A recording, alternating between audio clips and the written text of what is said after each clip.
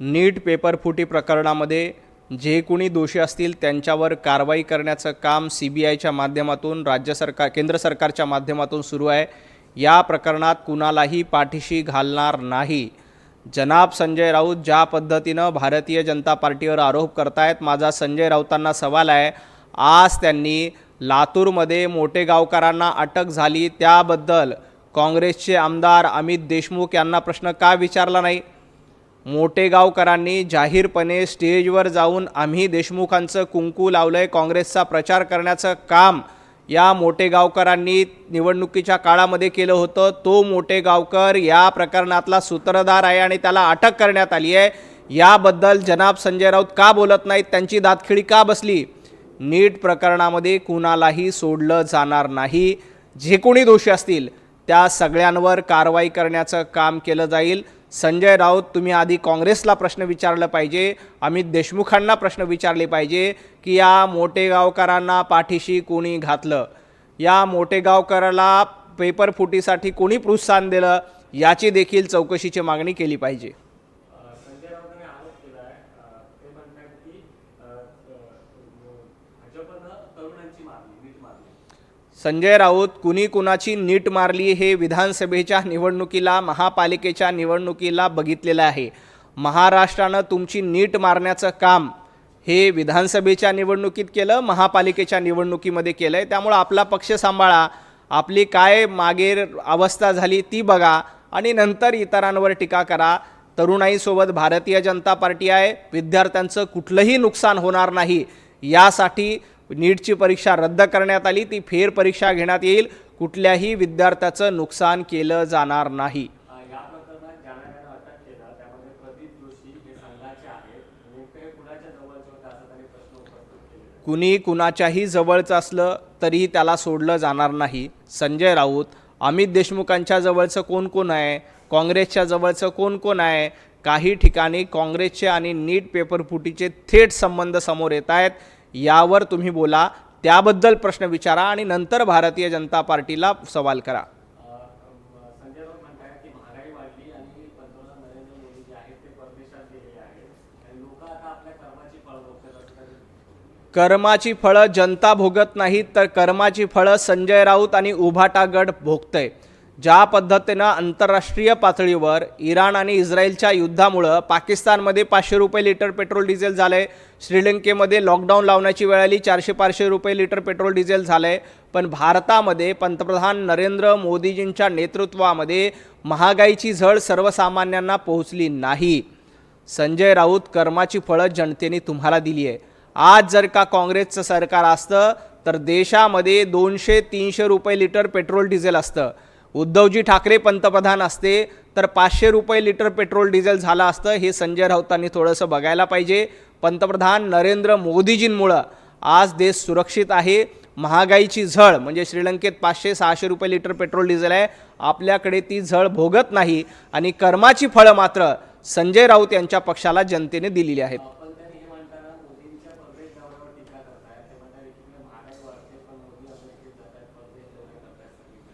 पंतप्रधान नरेंद्र मोदीजी हे परदेश दौरे लंडन वारीसारखे करत नाहीत। गेल्या वेळेला पहलगाममध्ये अटॅक झाला होता तेव्हा उद्धवजी ठाकरे लंडनमध्ये थंड हवा खात बसले होते।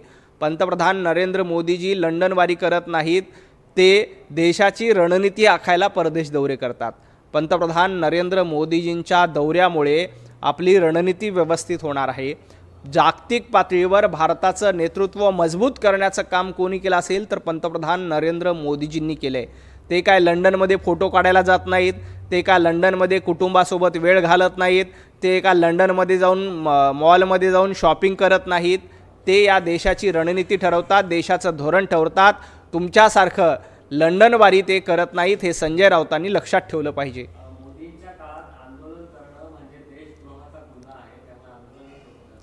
महागाईच्या विरोधामध्ये आंदोलनं का होत नाहीत म्हणून संजय राऊत सवाल विचारतायत। संजय राऊत, हा सवाल जरा उद्धवजी ठाकरेंना जाऊन विचारा। उद्धवजींना सांगा की एक दिवस मातोश्रीच्या बाहेर पडून लाटणं घेऊन बेलणं घेऊन आंदोलन करा। उद्धवजींना कोणी रोखले आंदोलन करायला? महागाई वाढली म्हणताय ना, तर उद्धवजींनी एक दिवस मातोश्रीच्या बाहेर येऊन, कारण उद्धवजी तर रस्त्यावर येणार नाहीत, किमान मातोश्रीच्या दारामध्ये येऊन घरामध्ये आंदोलन करता येत नाही म्हणून उद्धवजी ठाकरेंनी किमान मातोश्रीच्या दारामध्ये येऊन एक दिवस आंदोलन करावं आणि मग इतरांना शहाणपण सांगावं. संजय राऊत, उद्धवजी ठाकरे घराच्या बाहेर पडायला तयार नाहीत. संजय राऊत भांडूप आणि सामनाच्या बाहेर पडायला तयार नाहीत आणि लोकांना सांगणार तुम्ही आंदोलन करा, तुमच्यावर गुन्हे दाखल करा. जनता सुखी आहे. जनतेला पंतप्रधान नरेंद्र मोदीजींच्या नेतृत्वावर पूर्णपणे विश्वास आहे. जनतेला माहीत आहे की या संकटाच्या काळात पंतप्रधान नरेंद्र मोदीजींच्या पाठीशी उभं राहिलं पाहिजे, म्हणून संपूर्ण देश मोदीजींच्या पाठीशी उभा आहे. संजय राऊत, तुमच्यामध्ये हिंमत असेल तर तुम्ही भांडूपच्या गाढव नाक्यावर आंदोलन करावं आणि उद्धवजीनं मातोश्रीच्या बाहेर येऊन लाटणं बेलणं घेऊन महिला मोर्चाच्या नेतृत्वात आंदोलन करावं. कारण उद्धवजी मातोश्रीच्या बाहेर देखील पडत नाहीत, आंदोलन करण्याची हिंमत देखील त्यांच्यामध्ये नाही.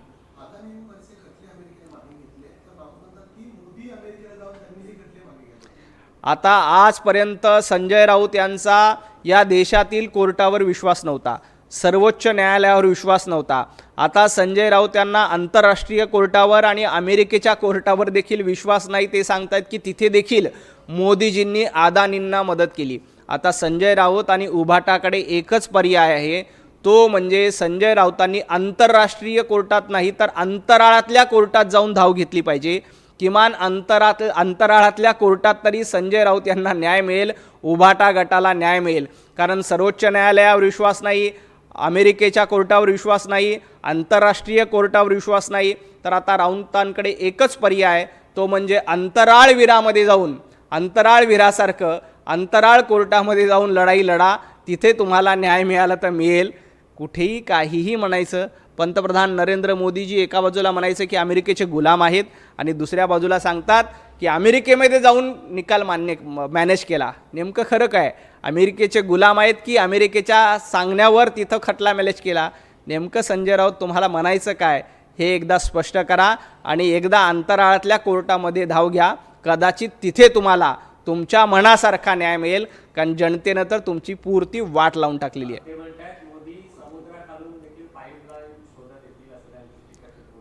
पंतप्रधान नरेंद्र मोदीजी हे रणनीती आखतात आणि ते समुद्राखालून आणतील, समुद्राच्या वरून आणतील, पण या देशामध्ये इंधन पुरवठा कमी पडू देणार नाहीत. संजय राऊत, पंतप्रधान नरेंद्र मोदी समुद्राखाली वाकून काय बघतात हे बघण्याच्या आधी मातोश्री 1 आणि मातोश्री 2 मध्ये जो गटार आहे, जो गटाराचा नाला आहे, त्या गटाराच्या नाल्यामधून काय काय वाहून मातोश्री 1 मधनं मातोश्री 2 मध्ये जात आहे हे संजय राऊतांनी त्या गटारातल्या नाल्यामध्ये वाकून जाऊन बघितलं पाहिजे आणि महाराष्ट्राला सांगितलं पाहिजे की मातोश्री 1 मधून मातोश्री 2 मधल्या गटारामध्ये नेमकं काय काय चालतंय. कारण तुमची लायकी तीच आहे. पंतप्रधान नरेंद्र मोदीजींची पात्रता काय आहे हे देशाने ठरवून दिलं आहे. ते आपल्या देशामध्ये इंधन पुरवठा कमी होऊ देणार नाहीत.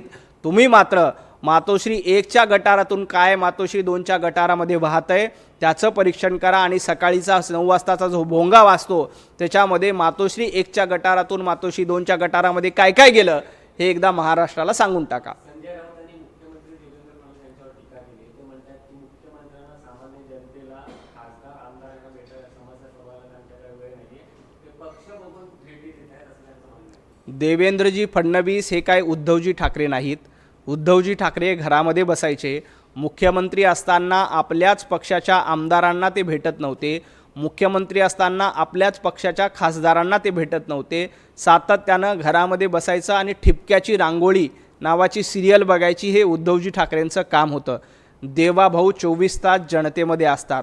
मंत्रालयामध्ये प्रत्येकाला भेटतात, प्रत्येक पक्षाच्या आमदाराला भेटतात, प्रत्येक पक्षाच्या खासदाराला भेटतात, त्यांचे प्रश्न सोडवण्याचं काम करतायत, महाराष्ट्राचे दौरे करतायत.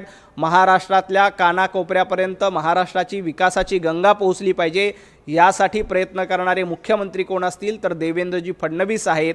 आणि घरामध्ये बसून ठिपक्याची रांगोळी बघणारे माजी मुख्यमंत्री कोण होते तर उद्धवजी ठाकरे होते.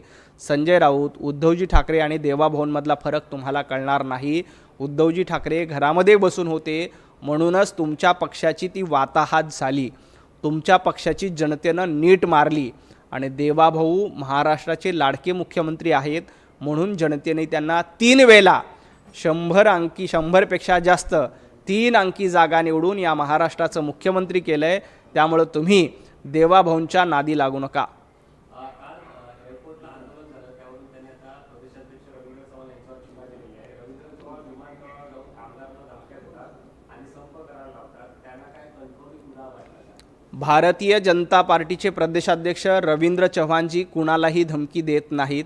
उलट ज्या कामगारांची पिळवणूक उभाटा गटाच्या कामगार सेनेकडनं केली जात होती, उभाटा गटाच्या कामगार सेनेकडनं एकेका कामगाराकडनं हप्ते वसुली केली जात होती, कामगारांचं शोषण करणं, विमानतळावरच्या कामगारांकडनं वसुली करणं हे उभाटा गटाच्या कामगार सेनेचं धोरण झालं होतं. त्या वसुलीच्या विरोधात, त्या धोरणाच्या विरोधामध्ये भारतीय जनता पार्टीचे प्रदेशाध्यक्ष रवींद्रजी चव्हाण यांनी आवाज उठवला आणि तुम्ही जी कामगार सेनेच्या माध्यमातून आजपर्यंत हजारो कामगारांची पिळवणूक केली, हजारो कामगारांकडनं वसुली केली, हजारो कामगारांवर दादागिरी करण्याचा प्रयत्न केला, ती दादागिरी मोडीत काढण्याचा काम कुणी केला असेल तर भारतीय जनता पार्टीचे प्रदेशाध्यक्ष रवींद्रजी चव्हाण यांनी तुमची दादागिरी मोडून काढली. संजय राऊत यापुढे लक्षात ठेवा, महाराष्ट्रामध्ये मुंबईमध्ये कामगारांची पिळवणूक सहन केली जाणार नाही, तुमची गुंडगिरी, तुमची दादागिरी सहन केली जाणार नाही. यापुढे भारतीय जनता पार्टीच्या झेंड्याखाली कामगार संघटना यांची एकजूट झाली आहे आणि यापुढे कामगारांची कुठेही छळवणूक किंवा पिळवणूक होणार नाही, हे संजय राऊतांनी लक्षात घ्यावं. आजपर्यंत कामगारांच्या नावावर दादागिरी करणं, कामगारांकडनं वसुली करणं, कामगारांकडनं हप्तेखोरी करणं ही तुमच्या कामगार संघटनेची सवय झाली होती, दलाली घेणं ही तुमची सवय झाली होती. परंतु यापुढे तुम्हाला अशा पद्धतीची दलाली घेता येणार नाही, हे लक्षात ठेवावं. पश्चिम बंगालमध्ये जे भाजप सत्तेत आलंय ते घोटाळा करून आलंय असं त्यांचं ते आरोप आहे. पश्चिम बंगालमध्ये भारतीय जनता पार्टी घोटाळा करून आली आहे आणि केरळमध्ये काँग्रेस घोटाळा करून आली नाही का? तामिळनाडूमध्ये विजय यांचा पक्ष घोटाळा करून नाही आला.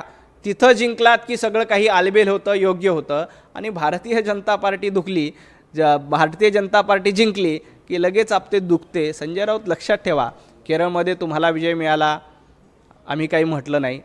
तामिळनाडूमध्ये विजयपती यांना विजय मिळाला, आम्ही काही म्हटलं नाही. जनतेचा निर्णय जो काय आहे तो मान्य केला पाहिजे.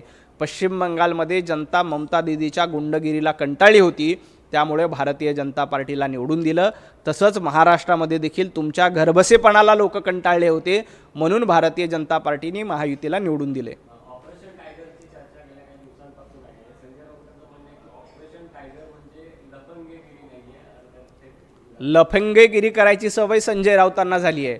रोज उठायचं, लफंगेगिरी करायची. ऑपरेशन टायगर शब्द खरंच संजय राऊतांना शोभत नाहीत, कारण संजय राऊत यांचं ऑपरेशन टायगर राहिलेलं नाही, संजय राऊत यांचं मांजर झालेलं आहे.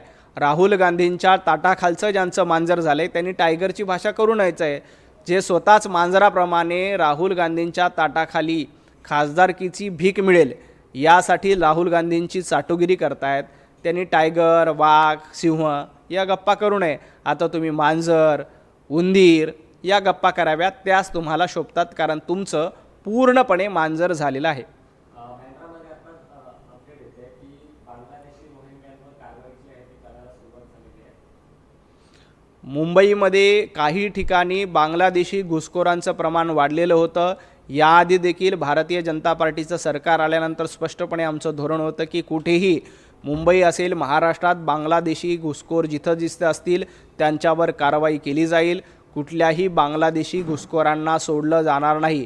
मग ते बांद्रा असो, मानखुर्द असो, मालवणी असो, ज्या ज्या ठिकाणी बांगलादेशी असतील त्यांना शोधून शोधून बाहेर काढण्याचं काम पोलिसांच्या वतीनं, गृह मंत्रालयाच्या वतीने, राज्य सरकारच्या वतीने सुरू आहे. दुसरीकडे कर्जमाफी संदर्भात एक चर्चा सुरू आहे. काही माध्यमांवर बातमी देखील आलेल्या आहेत की कर्जमाफीला विधान परिषदेच्या निवडणुकीच्या आचारसंहितेमुळे ब्रेक लागू शकतो. देवेंद्र फडणवीस यांनी 30 जून पर्यंत एकत्रित ही कर्जमाफीची अंमलबजावणी केली जाईल अशी घोषणा केली होती.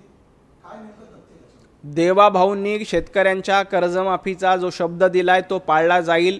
30 जूनची डेडलाईन देखील पाळली जाईल. विधान परिषदेची आचारसंहिता ही शेतकऱ्यांच्याबद्दल नाही आहे. विधान परिषदेचे सर्व मतदार हे नगरसेवक आहेत, जिल्हा परिषदेचे सदस्य आहेत, पंचायत समितीचे सदस्य आहेत. त्यामुळे स्थानिक स्वराज्य संस्थांच्या प्रतिनिधीमधून ही निवडणूक होत असते. त्यामुळं या निवडणुकीच्या आणि सर्वसामान्य शेतकऱ्यांच्या निर्णयाचा काहीही संबंध येत नाही. त्यामुळे आचारसंहितेचा कुठलाही परिणाम कर्जमाफीच्या निर्णयावर होणार नाही. कर्जमाफीची घोषणा याच्यापूर्वीच झाली आहे, ती कुठेही मतदारांना खुश करण्यासाठी झालेली नाही. त्यामुळे देवेंद्रजी फडणवीस साहेबांनी 30 जूनला जी कर्जमाफी करण्याची डेडलाईन दिली ती निश्चितपणे पार पाडली जाईल. खूप खूप धन्यवाद. हां हो. राष्ट्रवादी शरदचंद्र पवार गटाच्या ज्या महिला प्रदेशाध्यक्ष आहेत रोहिणी खडसे यांनी सांगितले की 5 दिवसात दुसऱ्यांदा पेट्रोल आणि डिझेलची भाववाढ झालेली आहे. येत्या काळामध्ये केंद्र सरकार आहे ते अशाच प्रकारे कधी दरवाढ खातर आपल्याला पाहायला मिळू शकतो. त्यामुळे चाकू खरबुजे पर गिरे या खरबुजे चाकूवर कटला तो खरबुजे कोई. रोहिणीताई, खरबुजाचं काय झालंय हे जरा पाकिस्तानमध्ये जाऊन बघा, बांगलादेशमध्ये जाऊन बघा. देशातल्या म्हणजे या जगामध्ये सर्व देशामध्ये जवळपास दुपटीनं पेट्रोल डिझेलचे दर वाढलेत. फक्त भारत हा एकमेव देश आहे जिथं सर्वसामान्य नागरिकांना झळ पोहोचू दिली जात नाही, कारण हे मोदीजींचं सरकार आहे. काही प्रमाणामध्ये इंधन दरवाढ निश्चित झाली आहे, परंतु तुम्ही बघा पंतप्रधान मनमोहन सिंग यांचं सरकार असताना जवळपास 10 वर्षामध्ये 7 ते 70% डिझेल दरवाढ पेट्रोल दरवाढ झाली होती. पण मोदीजीच्या सरकारमध्ये 10 ते 12% इतकीच दरवाढ झालेली आहे. त्यामुळं खरबुजा कोणाचा तुटला, कोण कापलं गेलं आहे हे रोहिणीताई खडसेंनी नीट अभ्यास करून बघायला पाहिजे. विनाकारण टीका करणं हे रोहिणीताई बंद करा. ज्या पद्धतीनं पाकिस्तानमध्ये, बांगलादेशमध्ये, श्रीलंकेमध्ये सर्वसामान्य नागरिकांचे हाल होत आहेत, लंडनमध्ये देखील, न्यूयॉर्कमध्ये देखील, अमेरिकेमध्ये देखील इंधनाचे दर वाढलेत. भारतामध्ये त्या पटीमध्ये दर वाढलेले नाहीत. ही बाब देखील लक्षात घेतली पाहिजे. खूप खूप धन्यवाद. एबीपी माझा, उघडा डोळे बघा नीट.